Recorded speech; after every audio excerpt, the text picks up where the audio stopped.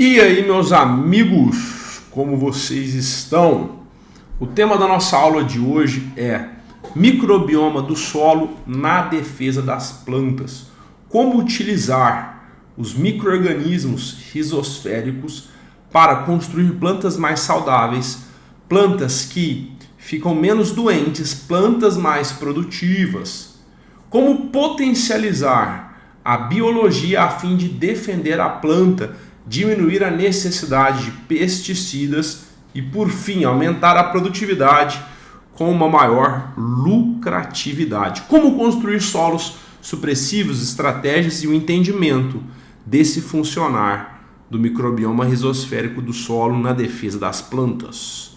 Esse é o nosso tema de hoje. Eu vou direto ao ponto para que seja uma aula curta e que entregue para você ferramentas a fim de construir solos supressivos e entender toda essa dinâmica. Antes da gente avançar no tema, eu preciso contextualizar algo, que é a cultura do trigo. Uma cultura milenar, sei lá de quantos milhares, milhões, não sei, de anos aí, que já tem essa cultura, né? E ao longo do tempo foi se modificando a genética da cultura do trigo para atender os anseios da sociedade. Claro, nós precisávamos de uma planta mais produtiva, a fim de alimentar mais pessoas de forma barata. Então, foi se selecionando características genéticas da planta, a fim de ter uma planta que produz mais, que pesa mais o grão, uma planta mais baixa, que fica melhor para fazer a colheita, uma planta que gasta menos energia com o vegetativo, mais energia enchendo o grão. Isso possibilitou que aumentasse a produtividade, que alimentasse as pessoas de forma barata. Agora, algumas características ficaram para trás. Algumas características foram esquecidas nesse melhoramento, que talvez não se pensava muito lá atrás. Na importância, não se entendia o porquê dessas características. Então, olha que impressionante esse próximo slide, que mostra quais são as características que ficaram para trás nesse melhoramento histórico genético do trigo. Quem me apresentou esse trabalho foi o professor doutor Rodrigo Mendes, da Embrapa, um excelente profissional, e fica aqui a minha menção a ele e à Embrapa por excelente trabalho prestado à agricultura brasileira. Então esse trabalho está aqui, o nome do trabalho, os autores. Olha que interessante, aqui nós temos cultivares ancestrais de trigo e aqui nós temos cultivares modernas. E essa análise aqui é uma análise de networking, que mostra, né, a complexidade de interações no microbioma rizosférico dos materiais, né, de trigo, ancestrais e materiais modernos. E essa análise de network mostra, entre outras coisas, o número de comunidades, número de interações, a modularidade na interação entre esses micro-organismos, as correlações positivas na interação deles, correlações negativas, toda a complexidade de interação dessa comunidade de micro-organismos da rizosfera com a planta. E percebe-se que cultivares modernas, essa complexidade é muito menor. E as cultivares ancestrais têm essa complexidade muito maior. Então, talvez algumas características importantes nesse sentido foram perdidas ao longo desse melhoramento genético, ao longo dessa evolução, digamos assim. Então aqui, por exemplo, né, aqui são comunidades de bactérias e aqui as cores mais quentes são dos materiais ancestrais e as cores mais frias dos materiais modernos. Então percebe que tem essa grande diferença. Então no caso, se no mesmo solo, tá, você pegar essa cultivar mais ancestral e você botar ao lado dela uma cultivar moderna, essas plantas elas vão recrutar organismos diferentes para trabalhar no seu ambiente rizosférico. Então é algo realmente impressionante esse trabalho. Vocês vão entender o porquê que eu estou trazendo ele aqui. Um ambiente rizosférico da planta, ele é semelhante ao nosso intestino virado do avesso. Então a gente tem uma coisa muito importante que é a flora intestinal. Quando você está com ela desbalanceada, você tem problemas intestinais. Os seres vivos, eles não precisam ter todas as funções feitas por ele. Eles podem delegar algumas funções, por exemplo, para os micro-organismos, né, como se fosse uma extensão do nosso próprio ser. Por exemplo, no nosso intestino, ele é povoado de micro-organismos que trazem diversos benefícios à nossa saúde e possibilitam a nossa vida, né? Como, por exemplo, muitos hormônios, como a serotonina, o hormônio importante para o nosso bom funcionar, ele tem a sua produção através do nosso sistema digestivo. Então a rizosfera é como se fosse o intestino virado do avesso, né? Porque aí os micro-organismos ficam por fora. E esses micro-organismos, eles são importantes para esse bom funcionamento do ser. Então, os micro-organismos do nosso intestino, eles são uma extensão do nosso ser. Nós precisamos deles para viver, para sermos saudáveis. Da mesma forma, o ambiente rizosférico é uma extensão da planta. Então, quando nós temos um ambiente rizosférico saudável, possivelmente nós vamos ter uma planta saudável e vice-versa. Então, isso é importante para a gente balizar esse entendimento. Bem como entender os conceitos. Então, aqui está um tecido vascular e aqui está a endorrizosfera, que é dentro da raiz. Então, essa interação microbiana dentro da raiz. E tem o rizoplano, que é o contato, né, entre o solo, a raiz e esses micro-organismos. E tem a rizosfera, que é essa interação. É onde a raiz, os exudados radiculares e os micro-organismos influenciam o solo, né? Então, é esse ambiente de interação entre a raiz e o solo. E, claro, quando as plantas se estabelecem no ambiente, elas começam a emitir as suas primeiras raízes e emitir os seus exudados radiculares, que são compostos à base de carbono, e, claro, esse carbono foi fixado pela fotossíntese. E a planta, ela se dá ao luxo, vamos dizer assim, de liberar, através de exudados, de 30% a 40% do carbono acumulado pela fotossíntese. E aí você pode pensar, meu Deus, que desperdício, porque a planta tem um alto gasto energético para fixar esse carbono, esse carbono que está no ar, né, através da fotossíntese, transformar esse carbono inorgânico em carbono orgânico, tem um gasto energético. E ela vai soltar depois 30% a 40% desse carbono na rizosfera. Será que faz sentido? Obviamente, a planta tem um bom motivo para emitir esses exudados radiculares na rizosfera, que é justamente regular o recrutamento desses micro-organismos rizosféricos que terão funções importantes para o funcionamento da planta. Então, para um organismo rizosférico viver ali na rizosfera, ele precisa de algumas coisas, entre elas, se alimentar, gostar dos tipos de exudados radiculares que a planta está soltando. E vários tipos de plantas, as plantas diferentes emitem tipos diferentes de exudados. E dentro da mesma planta, da mesma espécie, diferentes genéticas cultivares vão emitir também diferentes tipos de exudados. E mesmo uma cultivar igual, mas dependendo do seu estado nutricional, vai emitir exudados diferentes também. E vai atrair tipos de organismos diferentes no solo. E também, para um organismo rizosférico estar ali, ele precisa ter características genéticas que permitam que ele esteja ali. Como, por exemplo, olha que legal, esse exemplo aqui. A planta, ela tem carga negativa, assim como as bactérias também. Então, existiria uma certa repulsão aqui. Porém, essa bactéria específica, ela tem um gene que controla esse flagelo da bactéria, fazendo ele lutar para ficar ali próximo à raiz. Então, fazendo com que essa bactéria consiga ficar ali mesmo por essa diferença eletrostática. Mesmo por essa repulsa, o flagelo trabalha para ficar ali. Existem outros genes também que podem formar biofilmes ali e acomodar a bactéria para que ela fique naquele lugar. E um ponto importante também é que quanto mais longe você está da raiz, quanto mais longe você está da raiz no solo, um solo longe da raiz, ele tem uma maior diversidade de micro-organismos. E conforme eu vou me aproximando da raiz, através desse filtro, que são os exudados radiculares que atraem certos tipos de organismos, eu tenho uma menor diversidade, porque foi feito esse filtro. Porém, eu tenho uma maior intensidade e atividade microbiana.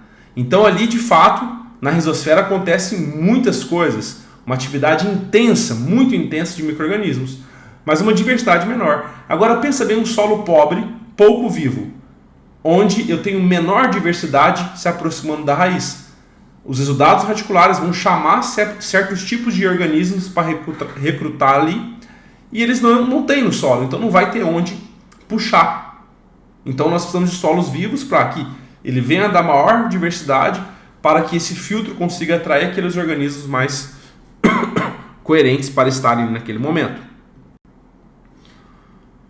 Então, entrando agora nos solos supressivos e como construir esses solos supressivos através da atividade do microbioma do solo, precisamos entender primeiro o que é um solo supressivo. E eu vou ler o conceito para vocês. Solos supressivos são solos nos quais a incidência ou a severidade de doenças permanecem baixas, apesar da presença de um determinado patógeno, sua planta hospedeira suscetível e condições ambientais favoráveis para o desenvolvimento da doença. Ou seja, a doença tem tudo para avançar ali, mas ela não avança.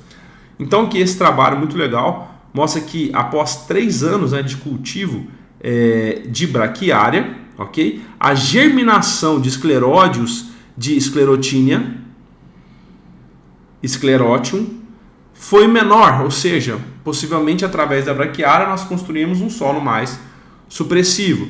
Mas olha só esse trabalho que eu vou mostrar para vocês agora.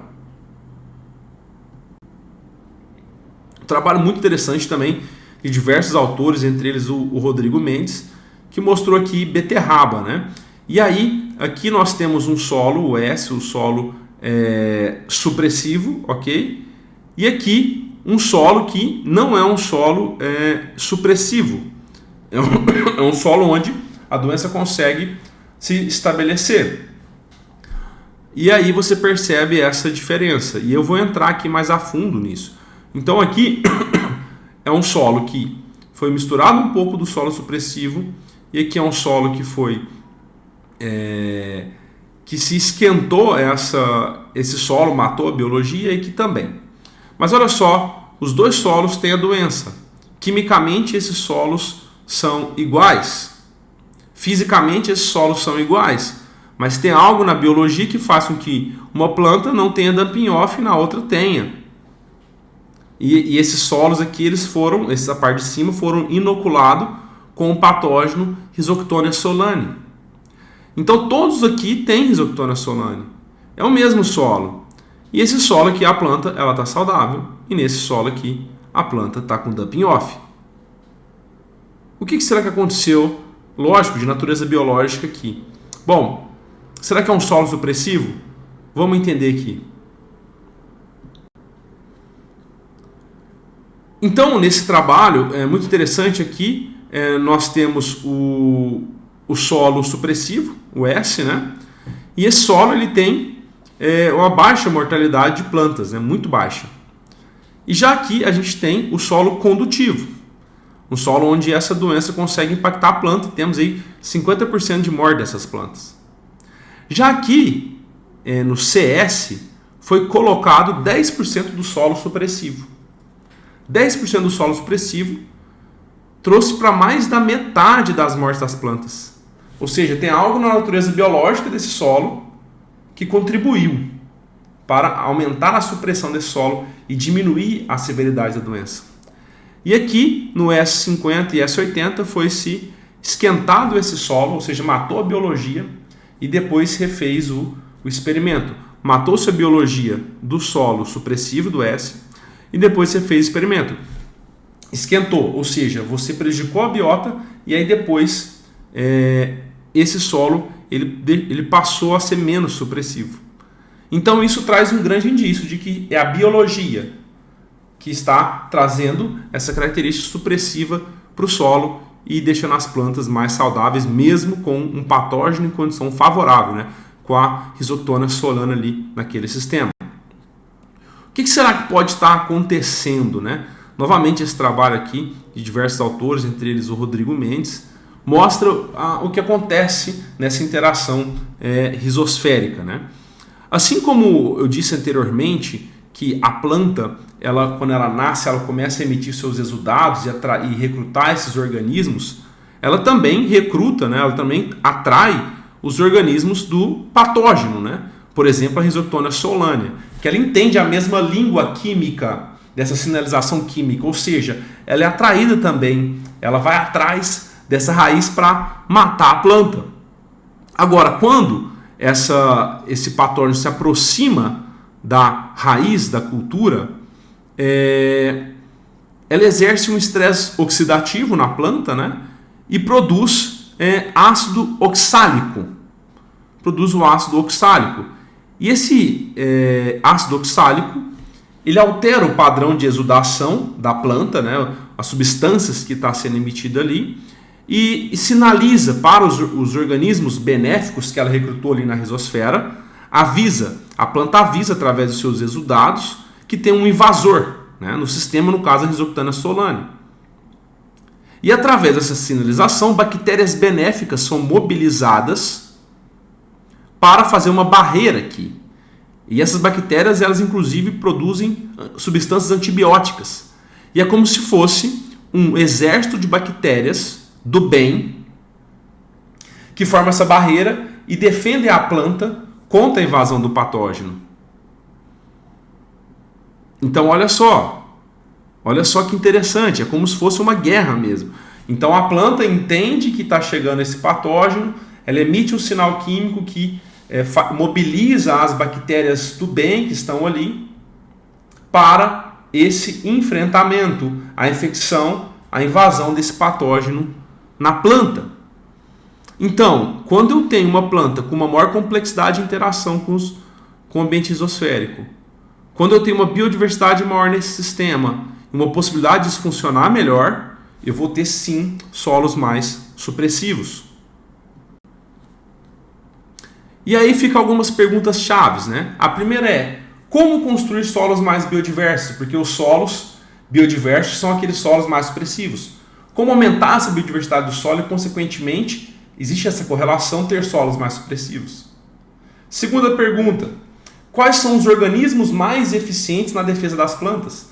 Ou seja, selecionar, entender quais são aqueles organismos, aqueles soldados do bem que defendem mais a planta. E por que não ter bioinsumos, e a indústria tem alguns deles, para aplicar ali na lavoura e aumentar essa eficiência de defesa da planta?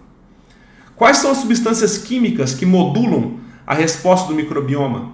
E por que também não isolar essa substância e ter produtos que vão potencializar essa resposta do microbioma?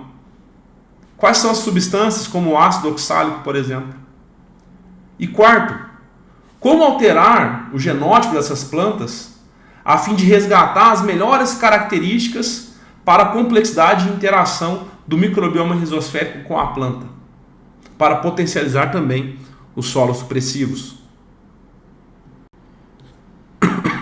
Então, finalizando, quais são as estratégias para construir solos supressivos? Bom, existem estratégias de impacto mais amplo que vão, de certa forma, trazer uma biodiversidade para aquele sistema. Entre elas, claro, a rotação de cultura, diferentes plantas, diferentes raízes, diferentes exudados, aumentar a biodiversidade. Diminuir substâncias agressivas, como os pesticidas, por exemplo, fungicida, inseticida, herbicida. Estratégias para diminuir o uso dessas substâncias vão diminuir a mortalidade da vida do solo. Uso de remineralizadores, que vão contribuir para uma maior diversidade também, maior incremento de matéria orgânica do solo. Adubação orgânica de qualidade, que vai trazer vida, diversidade de materiais a serem decompostos. O plantio direto, que vai preservar o carbono, que vai se alimentar dessa biologia, que vai trazer essa diversidade, essa supressividade. E alta produção de matéria seca, que em última instância é saldo positivo de carbono para o sistema, é mais raiz, é mais alimento para a biologia. Existem também as estratégias de impacto específico, como por exemplo bioinsumos. Quais bioinsumos eu vou utilizar? Quais inoculantes eu vou utilizar? Organismos que vão impactar aquela rizosfera e deixar ela mais eficiente para enfrentar as doenças. Quais condicionadores eu vou utilizar na rizosfera que vão potencializar os micro-organismos benéficos dessa rizosfera?